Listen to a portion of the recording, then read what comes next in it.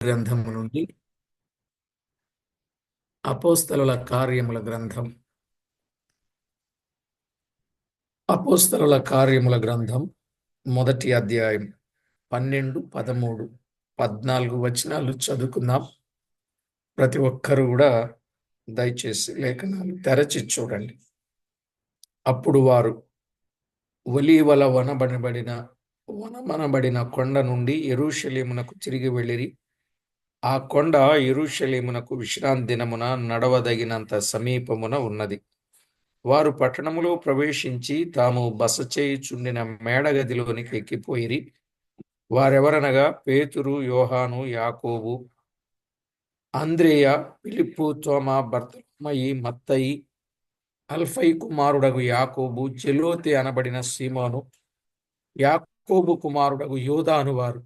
వీరందరూ వీరితో కూడా కొందరు స్త్రీలును, యేసు తల్లి అయిన మరియ, ఆయన సహోదరులను ఏక మనసుతో ఎడతెగక ప్రార్థన చేయుచు ఉండిరి.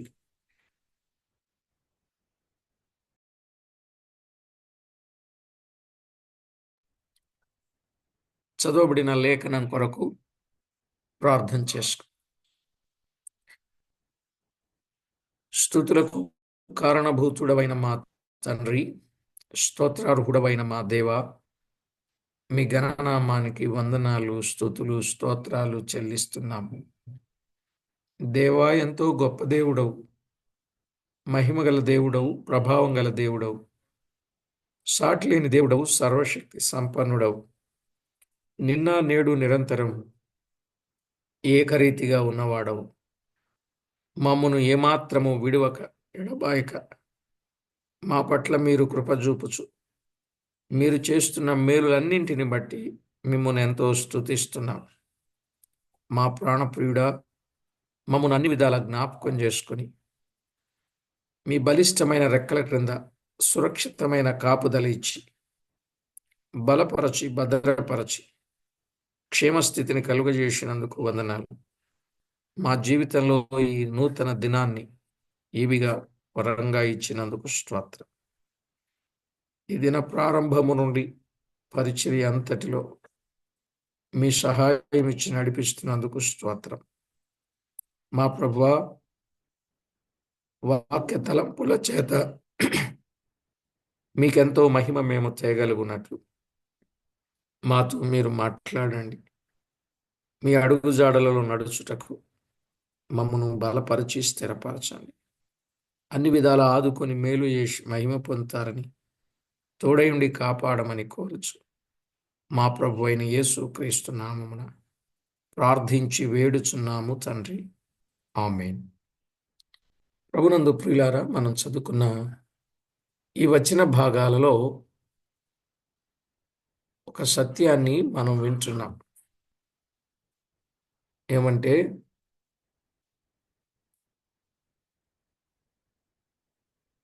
శిష్యులు మేడగదిలో ఏక మనసుతో ప్రార్థించుట. శిష్యులు మేడగదిలో ఏక మనసుతో ప్రార్థించుటను గుర్చిన విషయం నిజమే. శిష్యులు ఒలీవా కొండ నుండి యెరూషలేమునకు వెళ్ళి మేడగదిలోనికి ఎక్కిపోయిరి అని 12, 13 వచనాల్లో చూస్తాం. ఈ మేడగది అనేది ఎవరిది అని అన్నప్పుడు, మార్కు అను మారు పేరు గల యోహాను తల్లి అయిన మరియ ఇల్లు అయి ఉన్నది. మార్కు అను మారు పేరు గల యోహాను ఉన్నాడే, అదే బర్నబా మేనల్లుడు మార్కు అయిన మరియ ఇల్లు. అపోస్తల కార్యాలు 12వ అధ్యాయం 12వ వచనంలో మనము ఆ మాట గమనించవచ్చు. అపోస్తల కార్యాలు 12:12లో ఇట్లా ఆలోచించుకుని అతడు మార్కను మారు పేరు గల యోహాను తల్లి అయిన మరియ ఇంటికి వచ్చెను. అక్కడ అనేకులు కూడి ప్రార్థన చేయుచుండిరి. అనేకులు కూడి ప్రార్థన చేయుచుండిరి. వారు పస్కాను ఆచరించింది అక్కడే. వారు పస్కాను ఆచరించింది కూడా అక్కడే. ఇక్కడ మార్కు తల్లి గారింటి దగ్గరే పస్కాను ఆచరించింది.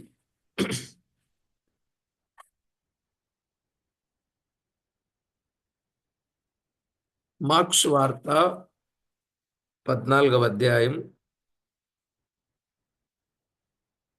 15వ వచనం. అతడు సామాగ్రితో సిద్ధపరచబడిన గొప్ప మేడగది మీకు చూపించును, అక్కడ మన కొరకు సిద్ధపరచుడని చెప్పి తన శిష్యుల్లో ఇద్దరిని పంపెను. శిష్యులు వెళ్ళి పట్టణంలోనికి వచ్చి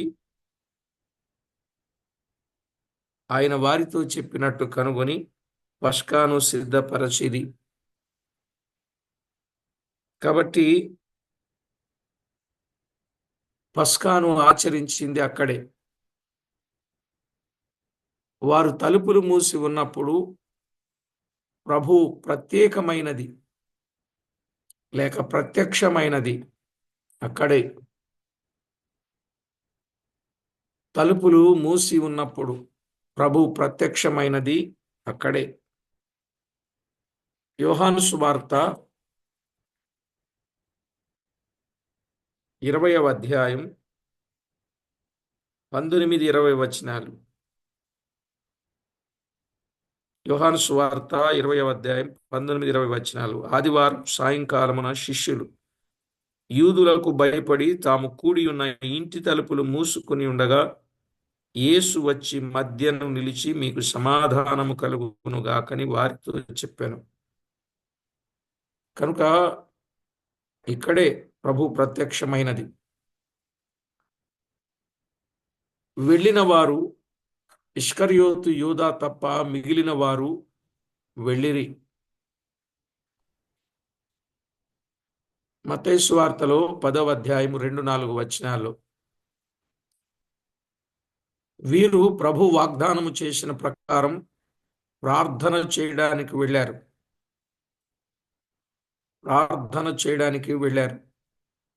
4, 5, 8 వచనాలు.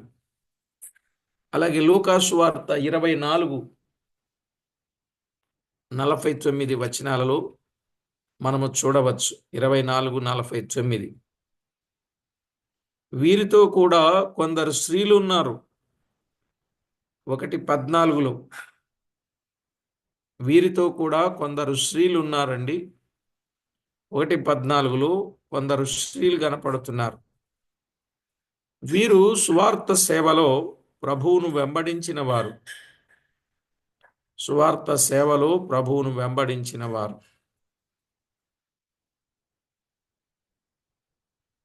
శిలువ వద్ద ఉన్నారు. ఆయన సమాధిలో ఎలాగు పెట్టబడినో చూచి ఆదివారం ఉదయముని సమాధి యొద్దకు వచ్చి దర్శించిన వారు. శిలువ వద్ద ఉన్నారు. ఆయన దించిన తర్వాత సమాధిలో ఎలాగు పెట్టారో చూచారు. ఆదివారం ఉదయమునే అంటే చీకటిగా ఉన్నప్పుడే సమాధి వద్దకు వెళ్ళి దర్శించారు. లూకా సువార్త 8:2-3 అలాగే 23వ అధ్యాయం 4వ వచనం, 23వ అధ్యాయం 4వ వచనం, 55వ వచనం, 24:1, మత్తయి 27, 55, 56 వచనాలు. యేసు తల్లి అయిన మరియ కూడా అక్కడ ఉండెను. యేసు తల్లి అయిన మరియ కూడా అక్కడే ఉన్నట్లు, ఆమె యోహాను యొద్ద ఉన్నట్లు మనము చూస్తాం. యోహానుకు అప్పగించారుగా. యోహాను సువార్త 19, 26, 27. యోహాను సువార్త 19, 26, 27. ఈ ప్రార్థనా కూడికలో కనబడుచున్నది ఆమె పేరు బైబిల్లో ఇదే ఆఖరిసారి కనబడుట. ఈ ప్రార్థనా కూడికలో కనబడుచున్నది ఆమె పేరు బైబిల్లో ఇదే ఆఖరిసారి కనబడటం. ఆయన సహోదరులు కూడా ఉండిరి అని 14వ వచనంలో చూస్తాం. 1:14 అపోస్తల కార్యాలు. అంటే యేసు ప్రభు తల్లి అయిన మరియ యోహానుకు అప్పగింపబడగా ఆమె ఉన్నట్టు, ఆమె కుమారులు ఉన్నట్లు 14వ వచనం. వీరు ప్రభు తరువాత మరియా యేసేపులకు జన్మించిన వారు. ఆ సహోదరులు ఎవరంటే, మొదట యేసు ప్రభు, తర్వాత మరియా యేసేపులకు జన్మించిన సహోదరులు కూడా ఉన్నారు. మత్తయి సువార్త 13:55. అయితే వీరు ప్రభువు బ్రతికున్నప్పుడు ఆయన యందు విశ్వాసం ఉంచిన వారు కారు. ప్రభువు బ్రతికున్నప్పుడు విశ్వాసం ఉంచలేదండి. యోహాను సువార్త 7:5. ఆయన సహోదరులు ఆయన యందు విశ్వాసం ఉంచలేదనే మాట చూస్తాం. ప్రభు ఎప్పుడైతే మృతి పొంది తిరిగి లేచాడో ఆయన సహోదరుడైన యాకోబునకు కూడా కనబడినట్లు కొరింథీయులకు రాసిన మొదటి పత్రిక 15:7లో చూస్తాం. ప్రభు తిరిగి లేచిన తర్వాత యాకోబు కనబడ్డాడు. ఆ తర్వాత ప్రభు అయిన యేసుక్రీస్తునందు విశ్వాసం ఉంచినట్లుగా మనం చూస్తాం. విశ్వాసం ఉంచినట్లు.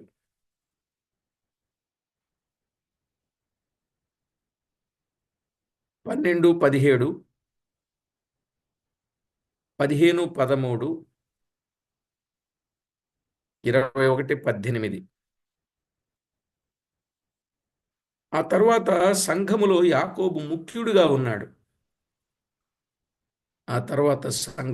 యాకోబు ముఖ్యుడిగా ఉన్నాడు. గలతీ 1:19, 2:8-12, 2:8-12.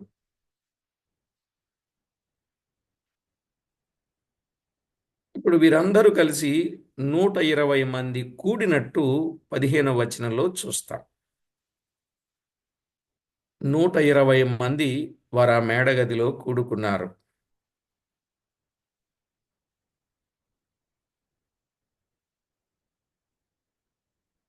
ప్రభు 40 దినముల వరకు వారికి కనబడ్డాడు. 40 దినాల వరకు. పెంతెకొస్తు అనగా 50వ దినమున పరిశుద్ధాత్మ దిగి వచ్చెను. పరిశుద్ధాత్మ దిగి వచ్చెను.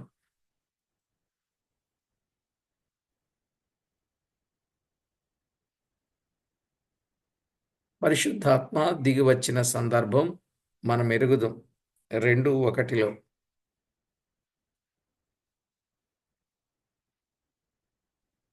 ఇప్పుడు 50 దినములు, 50వ దినమున, 50 దినములంటే 40 దినముల వరకు ప్రభు వారికి అగపడ్డారు. 50వ దినమున ఆయన దిగి వచ్చారు. అంటే ఇప్పుడు వీరు ప్రార్థన ఎన్ని దినాలు చేశారు మేడగదిలో?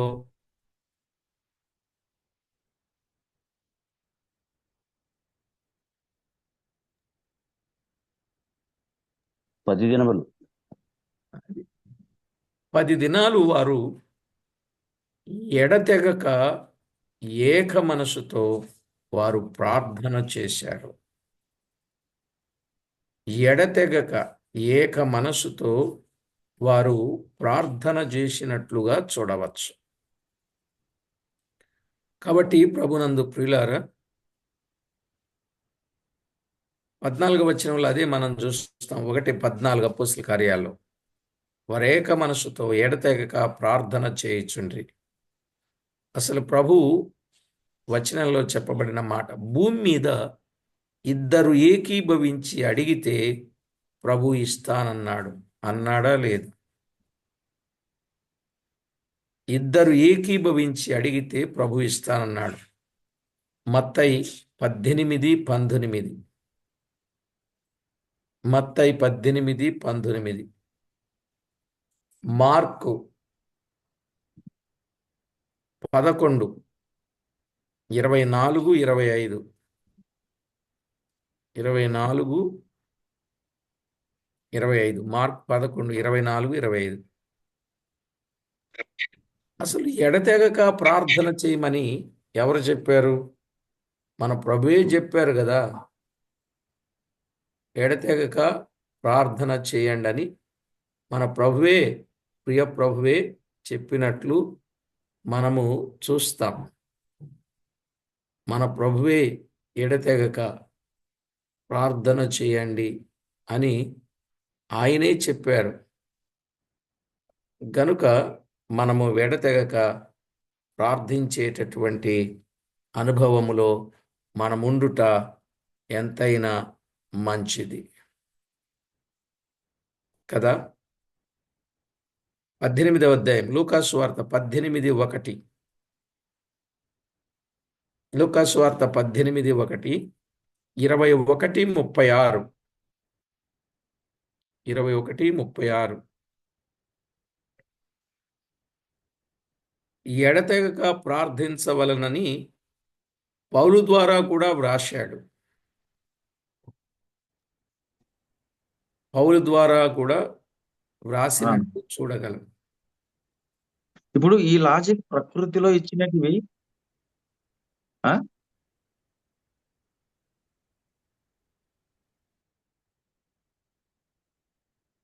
సరే, మన కోసం కాదు, ఆయన ఏదో మ్యూట్ తీసి మాట్లాడుతూ.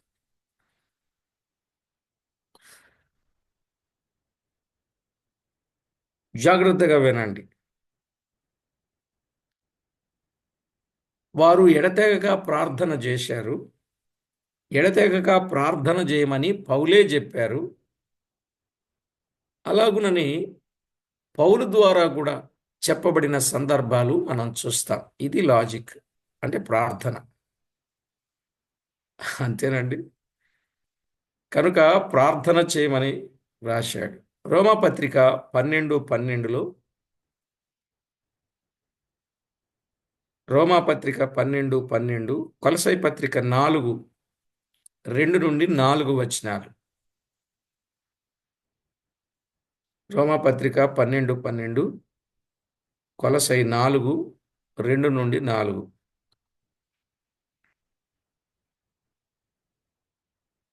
వీరు ఏక మనసుతో ఎడతెగక ప్రార్థించుట కొనసాగుతూనే ఉన్నవి. వీరు ఏక మనసుతో ఎడతెగక ప్రార్థించుట కొనసాగుతూనే ఉన్నాయి. 2వ అధ్యాయం 42-46. 2వ అధ్యాయం 42-46.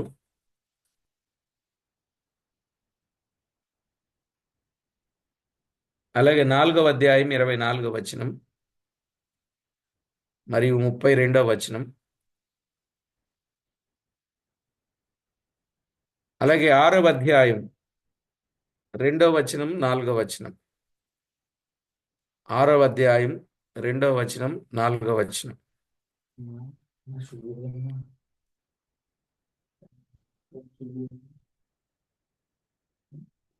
యేసు ప్రభు యెరూషలేములో దివ్యమైన సత్యాలు నేర్పుతూ ఆశ్చర్యకరమైన అద్భుతాలు ఆయన చేశారు. నిజమే, యెరూషలేములో దివ్యమైన సత్యాలు వారికి నేర్పుచు ఆశ్చర్యకరమైన అద్భుతాలు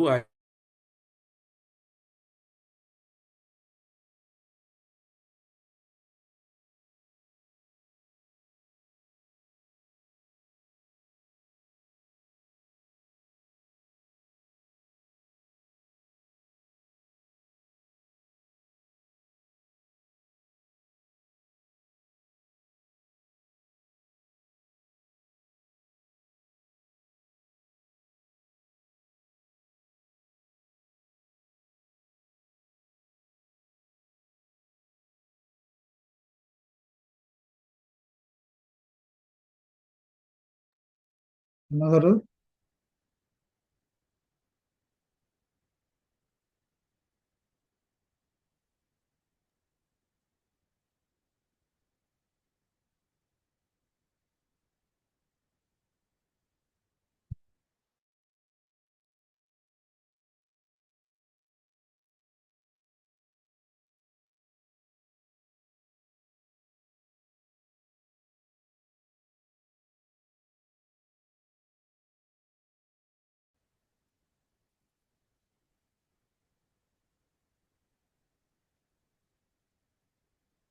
ప్రభునందు ప్రియులారా,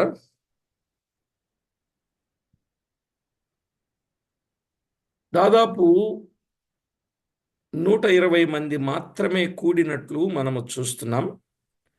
ఎక్కువ మంది విశ్వాసులే ఉన్నారు కానీ ఏ కారణాల వల్లనో వారు ఆ గుంపులో చేరినట్లుగా లేదు. అయితే కొరింథీయులకు రాసిన మొదటి పత్రిక 5వ అధ్యాయం 6వ వచనంలో 500 మంది విశ్వాసులు ఉన్నట్లు కనబడుచున్నది కానీ వారు గలిలయలో ఉన్నారు కానీ 120 మంది ఒకే చోట కూడగలిగారంటే ఆ మేడగది చాలా పెద్దది అయి ఉండవచ్చు. అర్థమైందండి? దాదాపు ప్రాంతంలో 500 మంది విశ్వాసులు ఉన్నట్లు ఆ వచన భాగంలో మనం చూస్తాం. అయితే ఇక్కడ 120 మంది కూడుకున్నారు అంటే ఆ మేడగది చాలా పెద్ద మేడగది అన్నమాట. అందువలన మరియ కుటుంబీకులు చాలా భాగ్యవంతులైనట్లుగా కనబడుచు ఉన్నది. అంటే బాగా వాళ్ళు ధనవంతులు. వారి భాగ్యమంతా ప్రభు అయిన యేసుక్రీస్తు సేవకే అంకితము చేయబడి ఉండెను అని చెప్పడానికి ఏ సందేహం లేదు. మనము కొన్ని వచనాలు చెప్పుకుంటూ వచ్చాం. ఆ ఇంట జరుగుతున్న ప్రార్థనల కొరకు కొన్ని వచనాలు మీకు చెప్పడం జరిగింది కదండి. మీకు చెప్పడం జరిగింది. ఎందుకంటే పస్కాను సిద్ధపరిచింది అక్కడే, ప్రభు ప్రత్యక్షమైంది అక్కడే. ఇట్లా అంటే అక్కడ సేవ, ఆ ఇంట సేవ జరిగేది. యెరూషలేములో దేవాలయం ఉన్నప్పటికీ ఇంట సంఘాలు ఎక్కువగా ఉండేవి. ఒకప్పుడు అవి సినగోగులు, సమాజ మందిరాలు. కానీ సత్యమునకు ఆధారమైన స్తంభాలు, సంఘాలు కట్టబడినప్పుడు ఆ సంఘాలు ఆరంభములో ఇంటనే ఉన్నాయి. ఇంట సంఘాలనేవారు. ఏ ఇంట సంఘాలు ఉన్నాయో బైబిల్ కాలేజీలో చెప్పాను. దాదాపు 23 సంఘాలు ఇంట సంఘాలుగా ఉన్నట్లు మనము కొన్ని విషయాలలో తేటగా వినవచ్చు. సరే, ఏది ఏమైనా ఈ ఇంటి వారు పరిచర్య కొరకు వారి గృహాన్ని ఇచ్చారు. 120 మంది కూడుకున్నారంటే 10 రోజులు. ఈ 10 రోజులు వారి విషయములో ఆతిథ్యం, ఆలనా పాలన, బహుశా అన్నీ ఏర్పాటు చేసిన కుటుంబం అంటే ఎంత గొప్ప సంగతి అండి. ఒక పూట మన ఇంటికి ఎవరైనా వస్తేనే చాలా కష్టంగా ఫీల్ అవుతాం. అవునా కాదా? ఏమండి?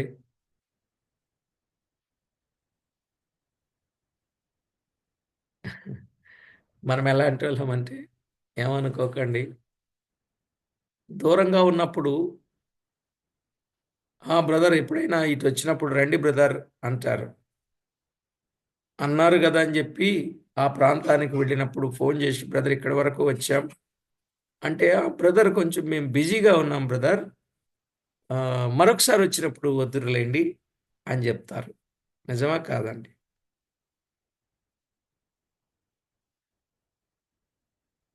ముందు చెప్పిన మాటకు తర్వాత చెప్పిన మాటకు కష్టమవుతుంది. నిజంగా అంటే పై మాటకు అలా మాట్లాడతారు కానీ హృదయపూర్వకంగా చేర్చుకునేవాళ్ళు బహు తక్కువ. మీరు అలాంటి వారు కాదులేండి. మీరైతే చేర్చుకోవడానికి ఎప్పుడు ద్వారాలు తెరిచే ఉంటాయి దేవుని పిల్లల్ని. అంటే అలాంటి వారు ఉన్నారు. ఎందుకంటే నేను ఈ మాట మీ మీద ఎందుకు విశ్వాసంతో చెప్తున్నానంటే, ఇన్ని రోజులు వాక్యాన్ని వింటున్నారు కాబట్టి చేర్చుకునే మనసు, ఆతిథ్యం ఇచ్చే మనసు, ఆహ్వానించే మనసు మీకు ఉంది అని నేను చెప్పగలుగుతున్నాను. సరే, మంచిది. ఏదేమైనా ప్రభునందు ప్రియులారా, వారు మేడగదిలో కూడుకున్నారు.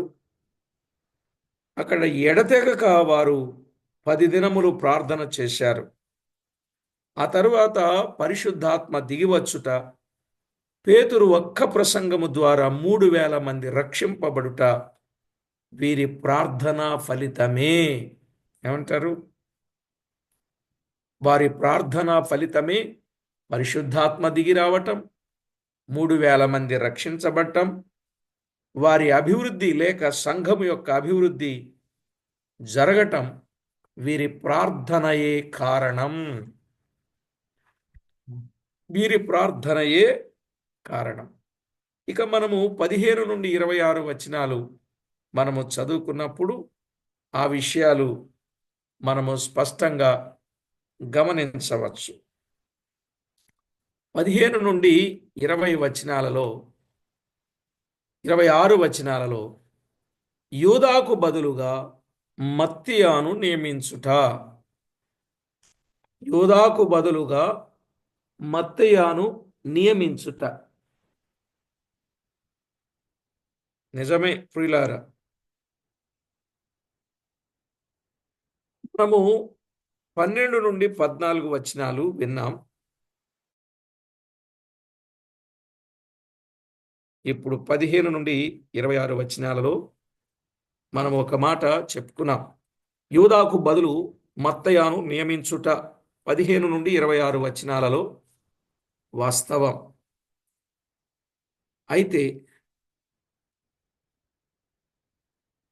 సంఘమును ప్రభు అయిన యేసుక్రీస్తు ఆయన ఈ లోకములో నుండగా స్థాపించియుండును, లేదా ఆరోహణమై ప్రభు పరలోకము నుండి పైకెత్తబడిన పరలోకము నుండి పెంతెకొస్తు దినమున పరిశుద్ధాత్మ ద్వారా సంఘమును స్థాపించెను అని రకరకాలుగా మాట్లాడుతూ ఉంటారు.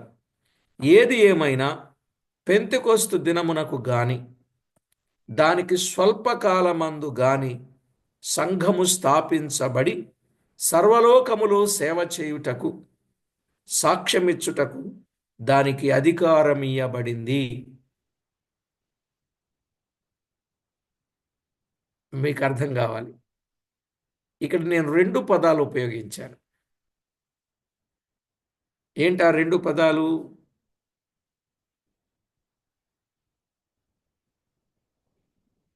యేసుక్రీస్తే ఆయన ఈ లోకములో నుండగా సంఘమును స్థాపించియుండును అనే మాట, లేదా ఆరోహణుడై ప్రభు పరలోకము నుండి పెంతెకొస్తు దినమున పరిశుద్ధాత్మ ద్వారా సంఘమును స్థాపించెను. అంటే పెంతెకొస్తు దినమునకు గాని దానికి స్వల్పకాలము ముందు గాని సంఘము స్థాపించబడి, సహజంగా అందరూ చెప్పేది ఏమిటి అనంటే, పరిశుద్ధాత్ముడు దిగి వచ్చిన తర్వాత సంఘస్థాపన జరిగింది. ఇది వాస్తవం, ఇది లెక్క. అయితే వారు ఒకే స్థలములో 120 మంది ఒకే స్థలములో కూడి ఉన్నారు కదా, మరి వారు సంఘము కాదా అనే అభిప్రాయం కొందరు వెలుబుచ్చుతారు. కాబట్టి దీనిని కూడా అక్కడ చేర్చడం జరిగింది. సహజంగా అందరూ చెప్పేది ఏమిటి? సంఘస్థాపన ఎప్పుడు జరిగింది? పరలోకము నుండి పరిశుద్ధాత్ముడు దిగి వచ్చిన తర్వాత 3,000 మంది రక్షించబడగా ఆ రక్షించబడిన వారి ద్వారా సంఘస్థాపన జరిగినట్లు చూస్తాం. మరి ఈ 120 మంది రక్షించబడిన వారు కారా? వారు సంఘము కారా అనే ఆలోచన కొందరిలో ఉంది గనుక దీనిని మనము సమస్యాత్మకంగా తీసుకోకుండా అలా చెప్పడం కూడా జరిగింది. అంటే పెంతెకొస్తు దినమునకు గాని దానికి స్వల్పకాలము ముందు గాని సంఘము స్థాపించబడి సర్వలోకములో సేవ చేయుటకును, సాక్ష్యమిచ్చుటకును దానికి అధికారమియ్యబడెను. ప్రభు ఆరోహణమునకు ముందే సంఘము స్థాపించననుటకు కొన్ని కారణములు చూపబడినవి, కొన్ని కారణాలు చూపబడ్డాయి. ఏమండి, దీన్ని ఇలాగే తేల్చనా లేకపోతే కొంచెం వివరంగా కూడా చెప్పమంటారా? వివరం వివరం. ఆ, వివరం ఎలాగూ అన్నప్పుడు కొన్ని విషయాలు ఎలాగన్నప్పుడు ఈ బండ మీద నా సంఘమును కట్టుదును అన్నాడు. కట్టుదును అన్నాడు. బండ మీద నా సంఘమును కట్టుదును. మత్తయి సువార్త 16:18 అని అని ప్రభువు పేతురుకును 12 మంది శిష్యులకును ఆయన ఏం చేశారు? వాగ్దానం. సిలువకు 6 నెలల ముందే ఈ వాగ్దానము చేయబడింది. సిలువకు 6 నెలల ముందే ఈ వాగ్దానం చేయబడింది. దీనిని బట్టి ఆయన ఇంకా ఈ లోకములో ఉన్నప్పుడే తన సంఘమును స్థాపించుటకు కట్టుటకును ఉద్దేశించియుండును. ఆయన ఉద్దేశించును. ప్రభు తన శిష్యులతో కలిసి సంస్కారము ఆచరించి తన్ను జ్ఞాపకము చేసుకొనుటకు దీనిని మొదట ఆచరింపవలెనని శిష్యులకి ఇచ్చిన ఆదేశం. తాను సంభాషించిన గుంపు ఒక బలహీనమైన గుంపు కాక ఏర్పరచబడిన సంఘముగా ఉండెనని గ్రహించినప్పుడే ప్రభు యొక్క ఆదేశము మనకు బాగా అర్థము కాగలదు. అర్థమైందండి? కనుక ప్రభు పస్కాను గూర్చిన వివరాన్ని వారికి చెప్పాడు, ఆచరించాడు. కనుక బాప్తిస్మం ఇచ్చుటకు ప్రభు ఆజ్ఞాపించిననగా విశ్వాసులు స్థాపించబడిన సంఘములో చేరుటకే దానిని సూచించననే భావము దాని యందు ఇమిడి ఉంది. నేను మీకు ఏ సంగతులను ఆజ్ఞాపించిదనో వాటన్నింటిని గైకొన వలన వారికి బోధించిడి, తండ్రి యొక్కయు కుమారుని యొక్కయు పరిశుద్ధాత్మ యొక్క నామమున వారికి బాప్తిస్మం ఇచ్చుచు నేను చెప్పినవి మీరు గైకొనుడి, ఇదిగో నేను యుగ సమాప్తి వరకు మీతో కూడా ఉందునని ప్రభు చెప్పారు కదా. కనుక ఎప్పుడైతే వారు బాప్తిస్మము పొందుతూ వచ్చారో వారప్పుడు సంఘములో చేర్చబడుచూ ఉన్నారనే భావం. కొంచెం క్లియర్ కోసం మనం పరిశుద్ధాత్ముడు దిగి వచ్చినప్పుడే సంఘ స్థాపన జరిగిందని ఖచ్చితంగా చెప్తాం. అంటే కొంచెం చిన్న ఆధారం, చిన్న ఎవిడెన్స్ మనం ఇక్కడ చూస్తాం. పెంతెకొస్తు దినమునకు తరువాత జరిగినది ఇదే, అనగా బాప్తిస్మము పొందిన వారిని ఏర్పడిన సంఘములో చేర్చుకొనుట జరిగినది. ఇదే సత్యం. హెబ్రీ పత్రిక 2:12 సూచించబడింది. హెబ్రీ పత్రిక 2:12 ఈ సత్యం సూచించబడినట్లు చూడగలం. అక్కడ ప్రభువు ప్రవచనము ఎత్తి ఆ ప్రభు ప్రవచనమును నెరవేర్చుటకు నీ నామమును నీ సహోదరులకు ప్రచురపరతును. నీ నామమును నా సహోదరులకు ప్రచురపరతును. సమాజము మధ్య నీ కీర్తిని గానము చేతును అనుట సంఘము లేక సమాజము మధ్య ఆయన దేవునికి స్తుతులు పాడినని గ్రహింపవలెను. ఈ మాటను బట్టి నీ నామమును నా సహోదరులకు ప్రచురపరతును, సమాజము మధ్య నీ కీర్తిని గానము చేతును అని చెప్పినట్లు చూస్తున్నాం కదా.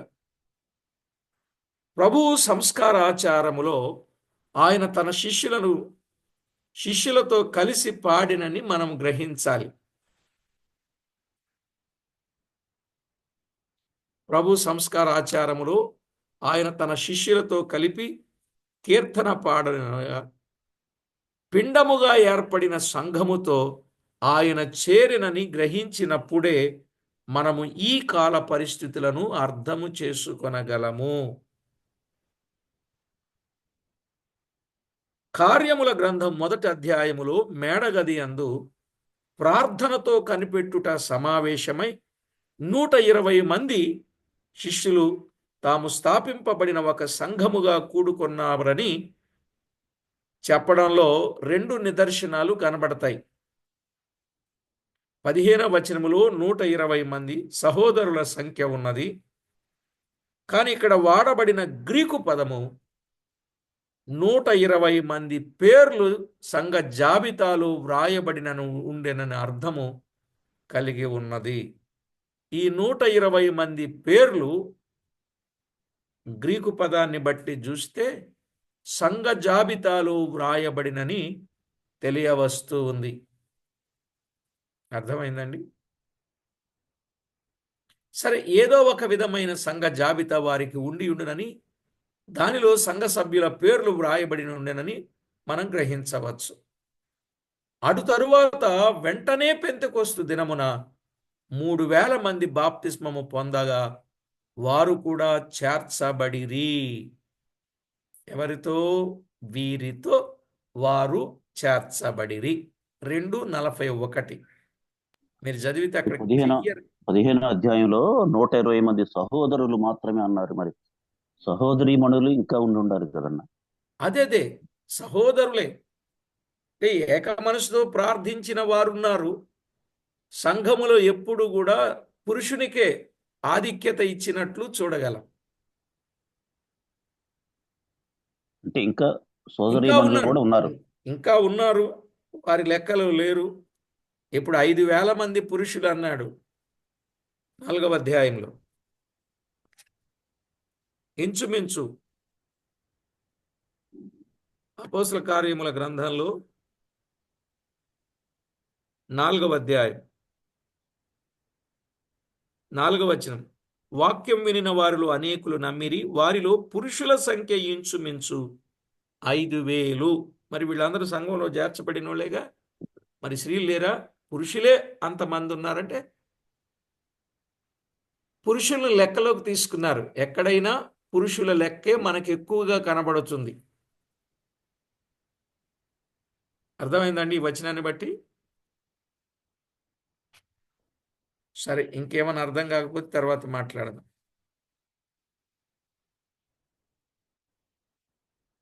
నూట 120 మంది పురుషులు లెక్క పురుషులే. అంటే ఆ పురుషులు లెక్క వేసుకుంటే ఫ్యామిలీస్ లెక్క వస్తాయని ఒక అంచనా. ఇప్పుడు అందరి పేర్లు రాయాలంటే కష్టం కదా. సంఘములో పురుషులు ఉంటారు, స్త్రీలు ఉంటారు. వారందరిని కలిపి పరిశుద్ధులు అంటారు. స్త్రీకి పురుషుడు శిరస్సు గనుక వారి పేరే వ్రాస్తారు. ఆ వరుసలో మీరు మత్తయి సువార్త 1వ అధ్యాయం నుండి కూడా చదివితే అబ్రహాము ఇస్సాకును కనెను, ఇస్సాకు యాకోబును కనెను అనే మాటలు చూస్తాం. ఎవరు కన్నారు?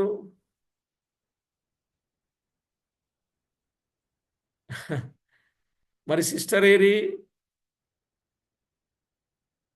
ఒక బైబిల్ అర్థం కాని బోధకుడు ఇలా చెప్పాడంట. నాకు చెప్పాలని కాదు కానీ, ప్రభునందు ప్రియులారా, ఇప్పుడు సహోదరీలు పిల్లల్ని అంటున్నారు, స్త్రీలు పిల్లల్ని అంటున్నారు, కానీ ఆ రోజుల్లో పురుషులే పిల్లల్ని అనేవాళ్ళు అని చెప్పి ప్రసంగం చేశాడంట. ఏం చెప్పాలా? ఎందుకంటే వారు కనెను కనెను కనెను కనెను అని ఉంది కదా. ఇప్పుడంటే వీరికి అంటున్నారు, అప్పుడు ఆ రోజుల్లో వాళ్లే కానీ వాళ్ళు అన్నారంట. ఆయన ఎంత మంచి బోధకుడో చెప్పండి. ఇక అట్లాంటి వాళ్ళు కూడా తయారయ్యారు. సరేలేండి, నేను ఏదో మీకు అర్థం అవుద్దని చెప్పాను. కనుక ఆ రోజుల్లో పురుషుల్ని సంఖ్య లెక్క వేసినట్లుగా మనం చూస్తాం.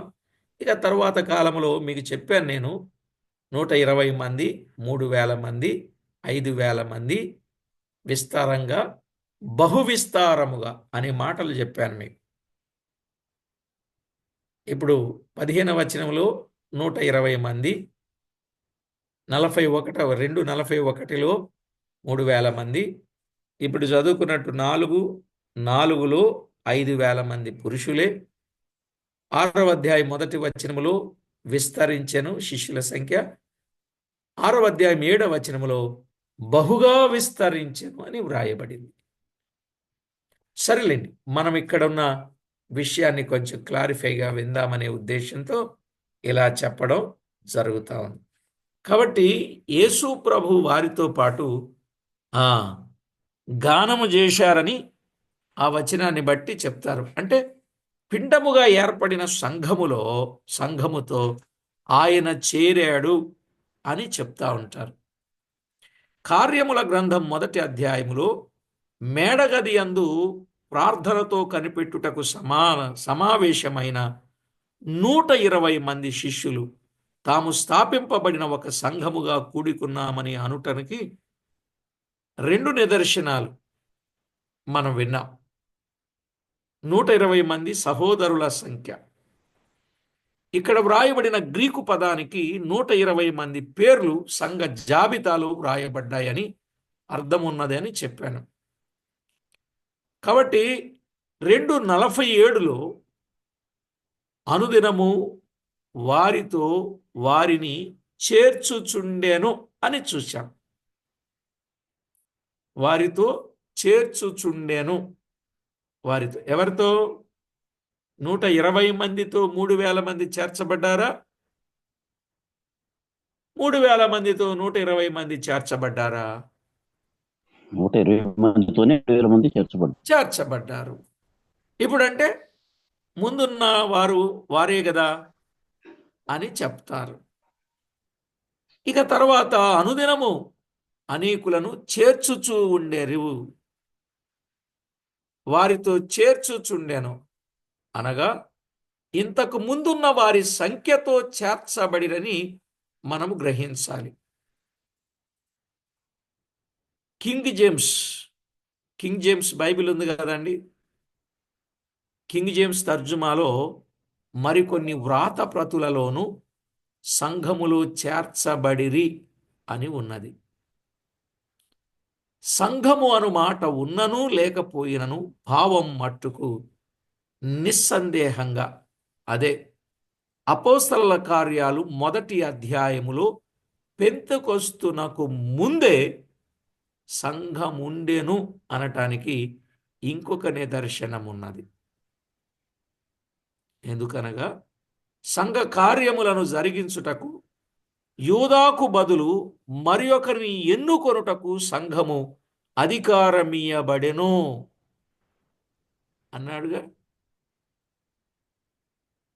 1వ అధ్యాయం 15 నుండి 26 వచనాలలో యూదా వెళ్ళి ఉరిపెట్టుకుని చనిపోతే అతని స్థానములో మత్తయ్య పేరట చీటీ వస్తే మత్తయ్యను చేర్చుకున్నారుగా. ఎందుకు చేర్చుకున్నారు? కార్యక్రమాలు నడిపించడానికి కదా. కాబట్టి ప్రభునందు ప్రియులారా, ఇట్లు యూదాతోనే ఎన్నుకొనబడిన అభ్యర్థికే ఏ గుణములుండవలెనో వాటిని అపోస్తలులు బాగా గ్రహించగలిగినట్టి ఒక పట్టి వారి వద్ద ఉండెను. ఈ గుణములు 1వ అధ్యాయం 21-22 వచనాలలో పేర్కొనబడినవి. 21-22 వచనాలలో పేర్కొనబడినవి. ఏంటో చెప్పాడు అక్కడ.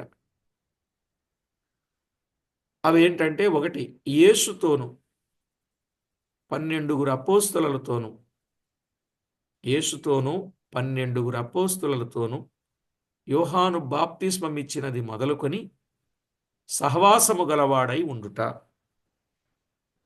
సహవాసము గలవాడై ఉండుట. సహవాసము గలవాడై ఉండుట.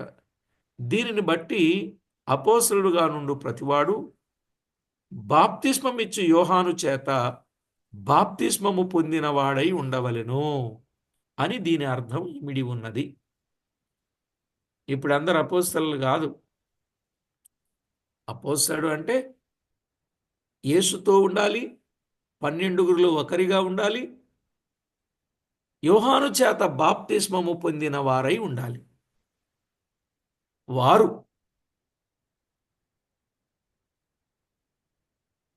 కాబట్టి రెండవది, అపోస్తలుల గుంపుతో యేసు పరమునకు చేర్చుకొనబడు వరకు సహవాసము కలిగి ఉండుట.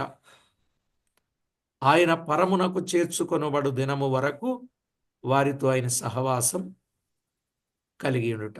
3, ప్రభు యొక్క పునరుత్థానమును గూర్చి స్వయముగా ఎరిగి సాక్షి అయ్యుండుట. ప్రభు యొక్క పునరుత్థానమును గూర్చి స్వయముగా ఎరిగిన సాక్షి అయ్యుండుట. ఈ గుణములను పేర్కొన్నప్పుడు 120 మంది శిష్య బృందం అంతటితో ఈ ఇద్దరికి మాత్రమే అట్టి గుణములుండెనని గ్రహించారు. అర్థమైందండి?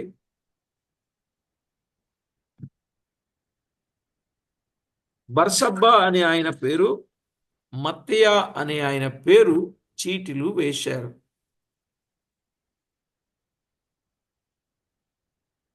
వేసినప్పుడు మత్తయ్య పేరట చీటీ వచ్చినట్లు మనము చూడగలం. 25వ వచనంలో, 23వ వచనంలో వారిద్దరి పేర్లు ఉన్నాయి. 25వ వచనంలో పాలు పొందడానికి వారిని ఏర్పాటు చేసుకున్నారు, యూదా తప్పిపోగా. 26వ వచనంలో చీట్లు వేస్తే అది మత్తయ్య పేరట పడినట్లు మనము చూస్తాం. కనుక దీనిని బట్టి చూచినప్పుడు అపోస్తుడైన పౌలు సహితం ఈ 12గురిలో ఒకడుగా లెక్కింపబడు యోగ్యత లేకుండేనని మనకు అర్థమైంది. పౌలు అపోస్తుడైనను ఆ కాలములో పుట్టినవాడు మాత్రమే గాక 12గురు అపోస్తలతో ఒకడుగా లెక్కింపబడవలనన్న ఉద్దేశమైనను లేనివాడై ఉన్నాడు. యూదాకు బదులు మరి ఒకరిని ఎన్నుకొనుట సంఘము యొక్క క్రమమైన ఎన్నిక అయి ఉండెను. దీన్ని బట్టి ఇప్పుడు ఏం చేస్తున్నారు తెలుసండి? సంఘంలో పెద్దల్ని ఎన్నుకుంటున్నారు, ఎలక్షన్స్ పెడుతున్నారు, చీటీలు వేస్తున్నారు. తెలుసా మీకు?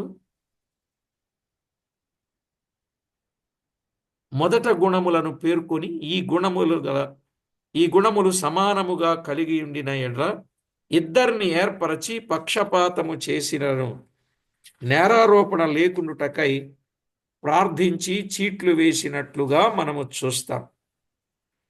సరే ప్రియులారా, అలాగూ చీట్లు వేయగా మత్తయి పేరట చీటీ వచ్చింది, ప్రభువు ఏర్పరచుకున్నారు అని ఎన్నుకున్నట్లుగా చూస్తాం.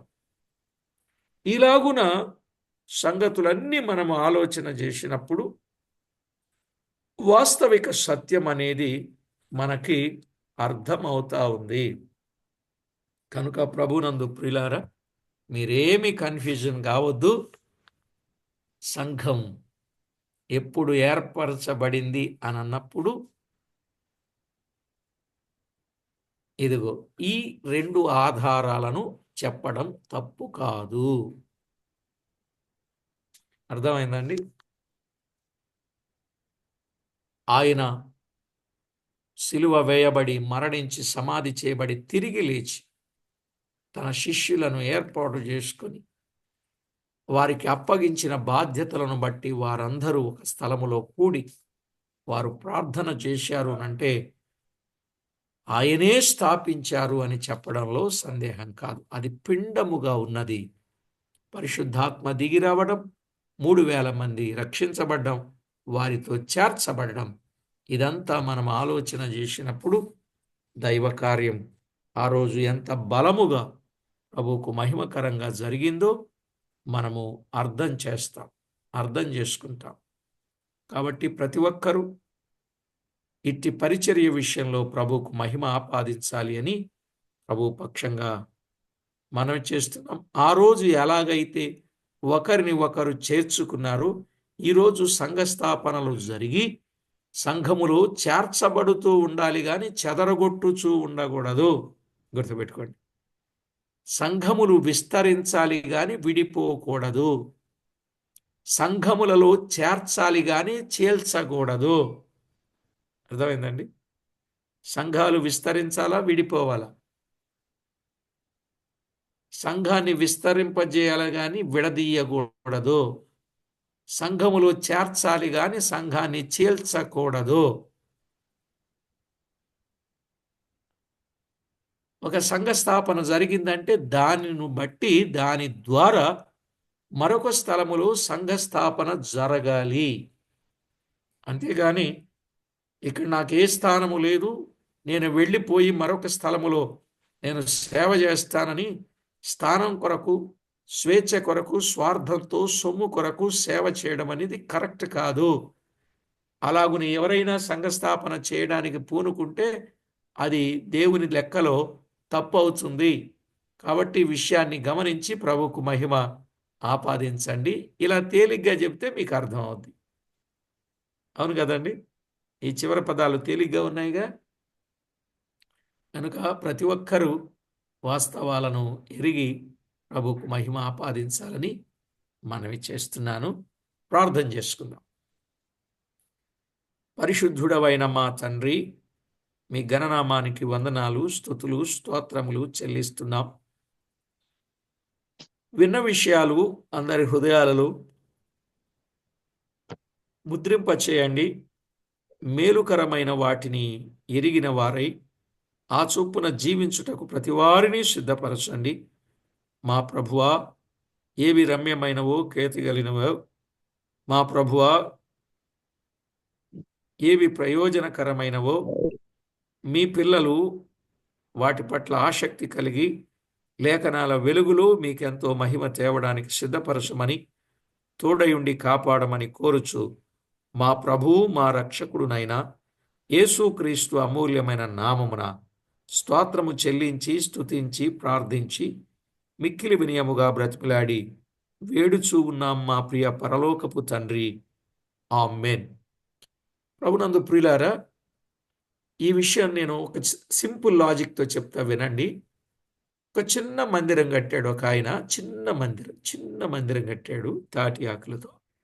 ఆ మందిరం కట్టబడిన తర్వాత ఇంకొక ఆయన వచ్చాడు, దీన్ని తీసేసి పెద్ద మందిరం కట్టారు. ఇప్పుడు ఆ పెద్ద మందిరం ఎవరు కట్టారో ఆయన పేరే ప్రస్తావించబడద్దా?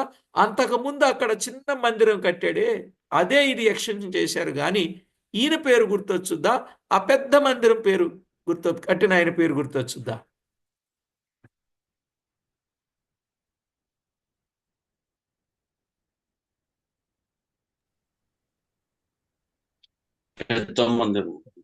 పెద్ద అయిందే. మరి అసలు ముందే చిన్న ఆయన కట్టాడుగా చిన్న మందిరం. అంటే ఇప్పుడు మీకేమర్థమైంది? అంటే యేసు ప్రభు వారే తన స్వరక్తము చేత కడుగబడిన వారిని సంఘముగా నియమించుకున్నారు. సంఘం అంటే ఎవరు? మనమే. అపోస్తల కార్యాలు 20వ అధ్యాయం 28వ వచనములో సంఘం అంటే ఎవరో తేటగా చెప్పాడు. దేవుడు తన స్వరక్తమిచ్చి సంపాదించిన తన సంఘం, స్వరక్తము చేత సంపాదించబడిన వారు అని అర్థం. సరే, థ్యాంక్ యూ. సంగతి అర్థమైందని నేను నమ్ముతున్నా. అపార్థం చేసుకోవద్దు. వాస్తవాన్ని కొంచెం ముందుకు తీసుకువెళ్ళాను. థ్యాంక్ యూ అండి. నా రికార్డింగ్ ఆఫ్ చేయండి.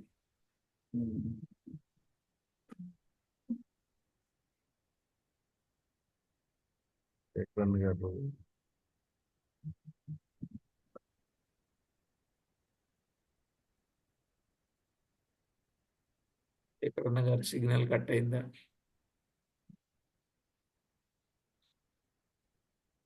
రికార్డింగ్